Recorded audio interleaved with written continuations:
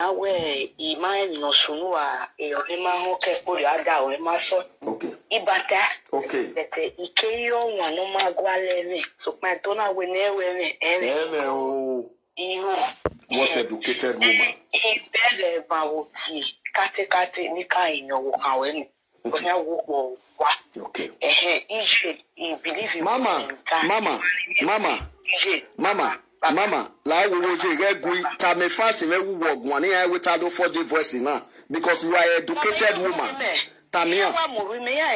This is the talk Asaboro. I greet all that the Ajebo fans. Hello everyone, welcome back to my YouTube channel. If you have not subscribed, darling people, please do subscribe and smash the notification bell. Thank you and God bless you. My darling people, my correct people, this video today now about Mrs. Asaboro. Not be smart, see my people. Oh. This Asaboro na single woman we never marry. Na woman when I really like, you understand, for social media. So Atiti can they toast the woman. The way me I they look am, the woman want follow Atiti. But because Atiti don't insult many women, even Ajebo wife, he don't insult her. So because of that one, Ajebo say la any woman way Atiti go bring say one marry, say they must insult her. So the woman now don't they, you be like say the woman don't have one chance because she they beg everybody. May they forgive Atiti, may they forgive her. All of them they insult Atiti. They say la oh. You understand? So when I listen to what she talk here. Not be smart. Good evening. What told you? Asaboro Inec officer na me. What told you? So ikawa kakabo ino wakane ijeloke obotaje. Selope. Ogbe mabaro. Ore edere iwa dingwe ya yinko. Edo we ahwo mo than pe. Obona bo ni afiafo a. That's true. Ihe aka na wo dere le do ka we maya eri na social media eje so pino mai lao owo sisi na wo ka ri no Kabo. Ade ihe aka na we Atiti we ri si no ya joja ni ko a. They may be when you let out your baba like you eat. This or cow energy our so you home. Okay. In a quite back again at the mammy bonani no bayati. Now. Okoni we ate a little polo then I'm ya booking. Wait, ain't doing ya. Oh, now, why you query? But sister, all of me, we are with Saga 11 days while you allow. Iya na doji meso ala jande de bi agun aye video da fi me o si e bi na Titi na waje na o bo da fi me aje wa na do fe ko yin mi awun la wo o jari yin we afefe o we re na ze yo o gbe so ni ara ti o da fi me wa na iwu ni gwegun o wi wa Titi o gbare line be owo amu me gbe so we itire ni de mana ni gwegun o ri ege na Titi no ma na gun dan no ma o je mama e no se na ro bi ma na ege no da fi me ri ne is too much o ri ne gbe o na sa o ma no do fi mu jo no we na mo ti o.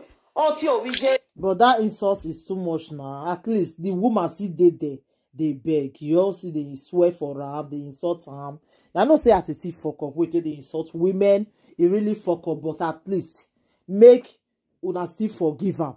God will create us, they forgive us. We will be human being go say we not they forgive. You know they offend God every day.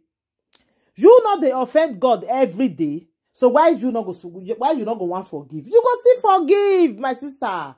You go forgive. You go forgive. If you don't forgive, who you want to forgive? That's so. You go forgive. You understand? So that's how the life just be. More than listening. Understand? I want to document mujo. You know we na more thing.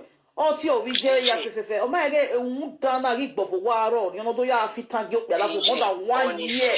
Oh, Peter just have more than the freeway man. All you are feeling tango go say, "Oh, way back here. Oh, my way back you. Oh, we my oh, better must win. You only damn me. Or must win anyway. Or Magales anyway. But we may go fit tango. Or you know, they Germany. No, ya no mujo wa. No more mojo school. No one na. Atiti ama my Atiti. Emi no roll. You ni gualo. Ni no masinyo bo. Oh, that Zima bar social media. Imagine.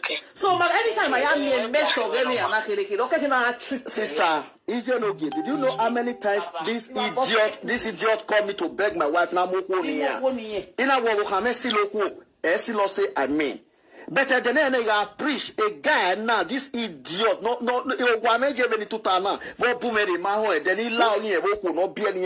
this insult is too much now. See the way Ajebo just said the insult and this idiot, this and now the woman when in one date now they even they call on us. So Mona take a easy now. What Atiti just do rich like that? You know they offend God. Eriya swan guayo, Eriya ri guy na be no kwame type but even time in there and then come I with Spain here travel on our imana me a problem, you know. Eriya come okay amio. Spain car je carry locate aje Germany. Ghana ya receiving Emmanuel you wait to any boys here no go on the live video no see over the na. We know say Atiti fuck up. Atiti fuck up no be small. We know that one. But my brother, Mona still forgive and Mona rest. Bella no said you go give it. Then Ogale Lona Kwan watch on Amada. Don't worry about where we are. Don't manegi ma wo vije me. Where me metegi me robi no marobi me social media mada. Where wa me I don't know.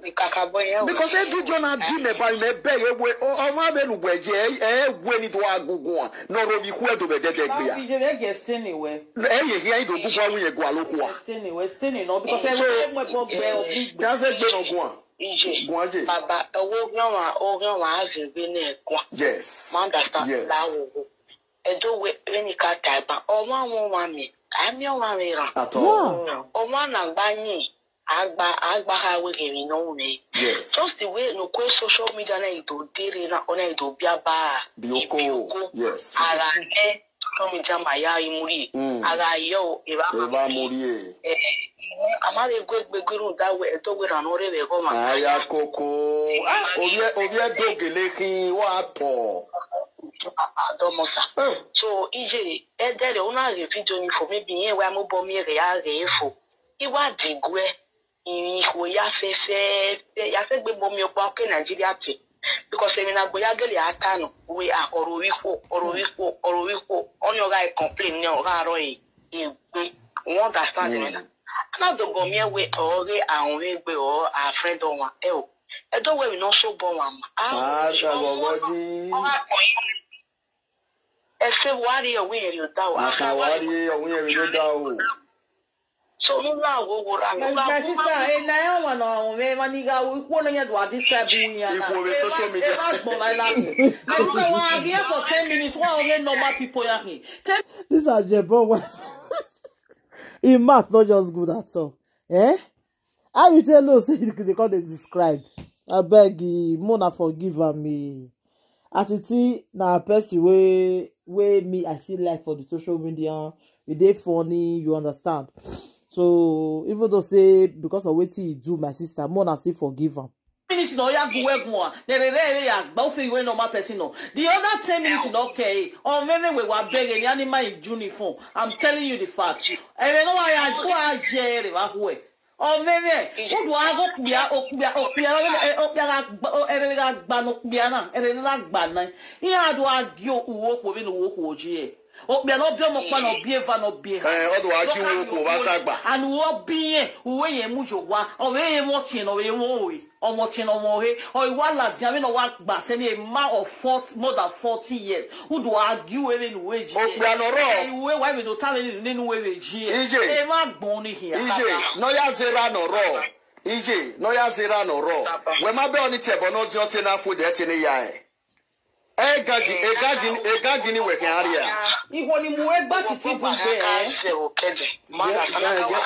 edo wa konya kofi naka wa tonan naka tonan wa going to wa le gano ya gui edo wa ma temi no raka wa me right o ya ime egbe bali me gbe ni me ika na we ni meje anybody no dey no wo ga ya na gbogbo eji imakwa lo ya jo na me de yan ka so wa gun egun kama iye nje equation o Maria be we Maria batiti ito re ti ba ta ne ya ni o ne ya fo la o yin kwere ona abawo otun ere no we otun ijoba bi wa we adu ekuzana o ga kwe ne pe o ga pe yan kere o ga pe yan wijere so ba do yan bo te mo re to video ogu ga eno yes that's true ogu ga no you are right ogu ga no so la o baba la onje Etu we imiana na. EJ, etu imiana me we dia we. Etu we imiana. But akwo na imeme la diabo. O we dai do bin odinabo. Eri wo wi. Why again why egwe no wo ozu no. Baba we jimeji. Ewe ni no wi ko. Ti eri go gba wo bia na la gbe no problem. Eri no wi ko. Ona we ro wi ko e mana azagba le de do tayere yen me. Era na le wi bo. Eri no wi ko no nwa ito ge ma o. E ma mi wo ge kia we ge am to friend e am to be. O ko diama. Oma yo wa ona na ya baba ave mu we meeting na we ro wa. Emi bunero wa no wa. Emi bunavasa no wa. Anybody can be your advisor. Yes, that's true. The man don't understand it. So mama necessary we were almost my way car way side no.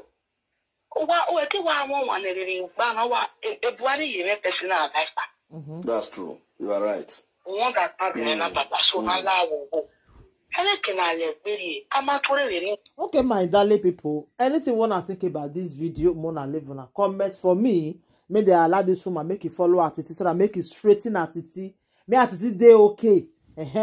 Now what me I want to I don't know about you now. Thank you.